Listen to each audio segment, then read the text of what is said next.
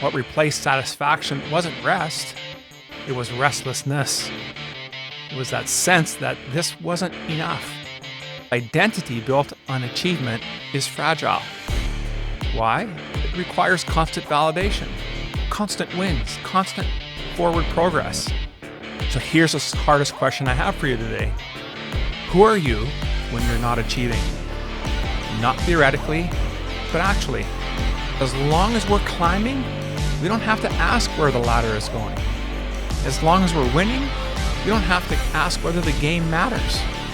Achievement without alignment is just impressive emptiness. We can win at the game and still lose at what matters. We can optimize for output and still sacrifice our life. So here's the thing. You hit your goal and nothing changed. The promotion came through and the deal closed. Milestones were reached. And for a moment, you could feel it. Relief, validation, and proof that you were just right to push this hard. But then that feeling faded. And it faded faster than you expected.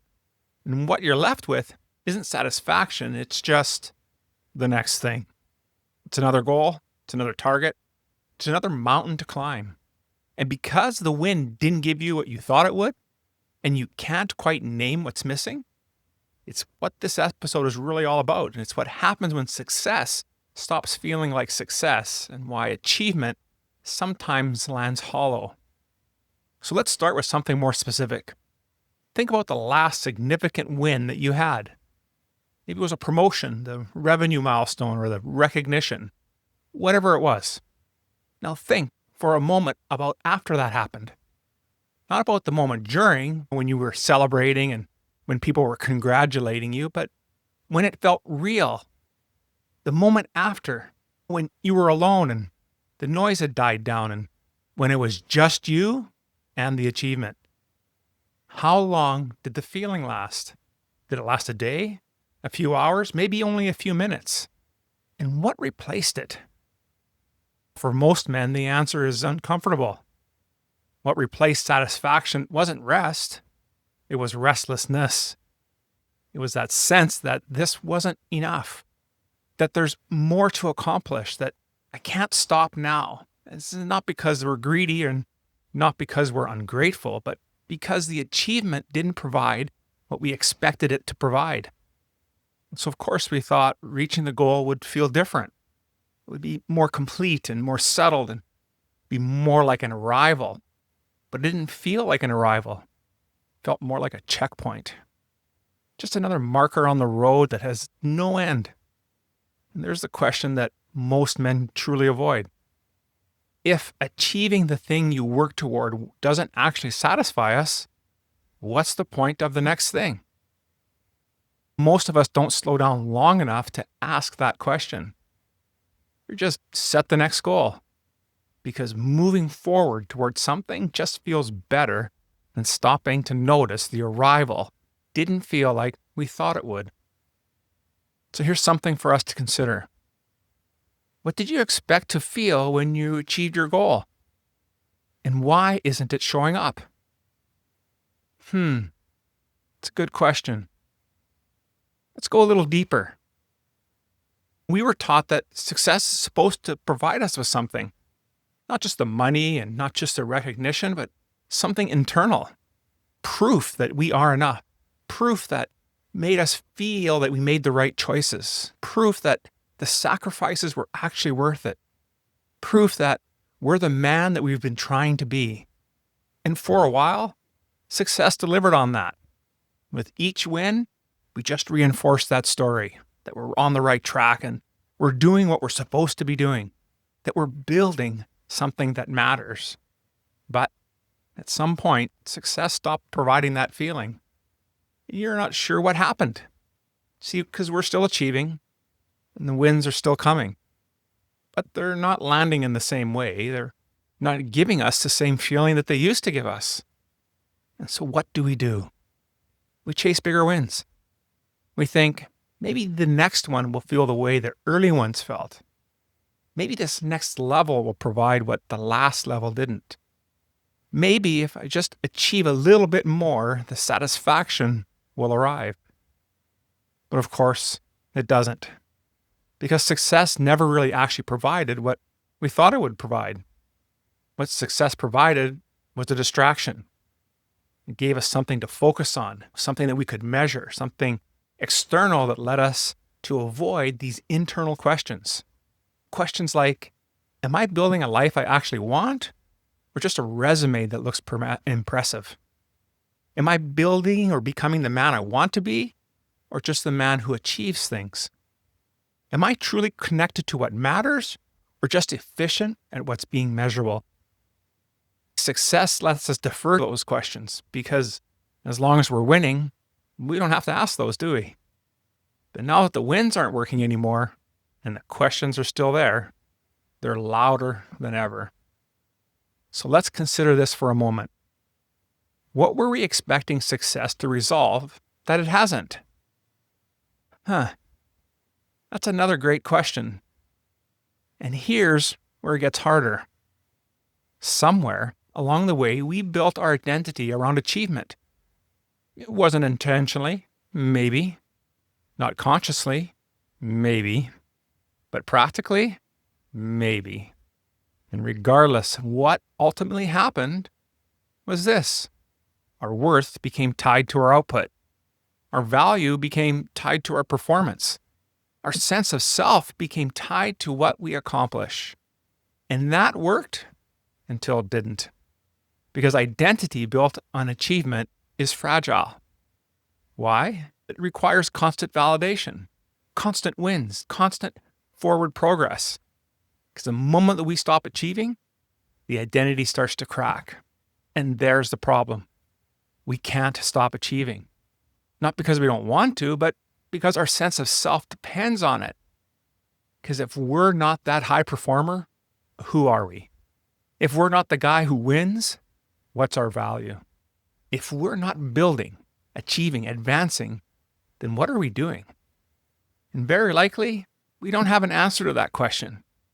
Because we've spent so long being just defined by what we do that we've lost touch with who we are outside of everything that we do. And so we just keep on achieving. Not because the achievement satisfies us, but it's because stopping is going to feel like we're going to disappear. And so let's look at this scenario in practice. Right? We hit a goal and immediately we're on to the next one. Not because we're ambitious, but because that space in between goals just feels empty. And so we finish a project and immediately we're on to the next one. Not because we're driven, but because rest feels like stagnation. We accomplish something significant and we downplay it. Not because we're humble, but because if we actually let ourselves feel satisfied, we might stop. And stopping isn't safe when our identity depends on us moving. So here's the hardest question I have for you today. Who are you when you're not achieving? Not theoretically, but actually. And if you had to describe yourself without referencing what you've accomplished or what you do, who would you say you are? Now let's pause for a minute and let this permeate into our psyche. Because here's what most men don't see. That ambition can hide misalignment. For years, this misalignment can be there. Because as long as we're climbing, we don't have to ask where the ladder is going. As long as we're winning, we don't have to ask whether the game matters. As long as we're advancing, you don't have to ask whether the destination is worth reaching.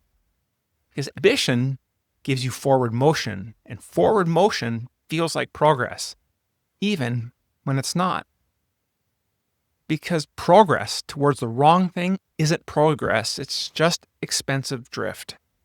And the cost of that drift doesn't show up in your quarterly results, does it? It shows up in the space between our achievements. It's in those moments when you're alone, in the feeling that something's missing, even though externally everything's working. And so here's what truly gets hidden. Let's look at our relationships. We've been too busy building to invest in connection. We've been busy optimizing for output and not intimacy. We've been present enough to maintain, but not present enough to deepen. And so our relationships are functional, but they're not rich. Internally, we've been too busy executing to reflect. We've been answering what's next without asking why. We've been optimizing for achievement without asking what we're actually building toward. And so our success is impressive, but it's directionless. Let's look at meaning. We've been too busy winning to ask what winning is for. We've been measuring progress without defining what progress toward. We've been accomplishing things without asking whether they even matter. And so our achievements are real, but they're empty. And ambition didn't create these gaps. It did hide them, though. And now that ambition isn't working anymore, and the gaps are becoming visible, I want you to consider something. What has ambition let you avoid asking? And this is probably going to be the hardest part for us to articulate. Because there's a feeling, and it's not anxiety, and it's not depression, and it's not burnout. It's truly something else. It's a sense that something's off. That you're not where you're supposed to be, even though you're exactly where you worked to get. You know, you're doing everything right, but it's adding up to something that doesn't feel right. It's subtle. It's persistent. It's hard to explain. See, we can't point to what's wrong because nothing's obviously broken. Because again, we're achieving and we're providing and we're functioning. But something is missing and we just can't name it. And it's because the thing that's missing isn't external, it's internal. It's not really a problem to solve, it's an absence to feel. And you don't know how to address this absence. And so you do what you've always done, right? We just set another goal and we chase another win. We focus on the next thing. Because doing something feels better than sitting with the feeling that something's missing. But here's the truth. Feeling isn't going to go away. Because the feeling isn't about what you haven't achieved, it's about what you've lost in the process of achieving. Consider connection, presence, alignment, meaning, the things that we've talked about already, the things that don't show up on a resume. It's the things that we can't naturally optimize. It's the things that require us to stop, and we haven't stopped. So let me ask you something directly. What's the feeling you keep outrunning by staying busy? Talked a lot so far, so let's try to bring this all home. We can achieve everything that we've set out to achieve and still feel empty. And it's not because achievement is bad, but because achievement without alignment is just impressive emptiness. And we can win at the game and still lose at what matters. We can optimize for output and still sacrifice our life. We can become successful and still not become ourselves. Because success doesn't feel like success. It feels like stagnation with better optics. So here are the real questions. What would actually satisfy you, not just validate you? What would feel like enough, not just the next milestone? What would you have to change for you to pursue that instead? Look, I recognize that achievement is real and the wins do count and progress matters. It's how I've lived most of my life. And so here's the distinction I realized. If the progress isn't towards something that aligns with who you actually want to be, if the wins don't connect to what actually matters, and if the success doesn't provide what we're actually looking for, then all we're doing is climb the ladder that's leaning against the wrong building.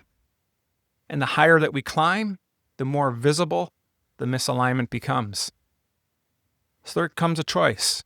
We can keep on achieving, or we can stop long enough to ask whether what we're achieving is what we actually want. See, most of us just keep achieving because stopping feels dangerous when our identity depends on movement. And there's the catch. Eventually, that emptiness catches up, and no amount of achievement is going to fill it. You know, the band of brothers is where men stop optimizing for achievement is start building toward alignment. And if that's where you're at, then you know what to do.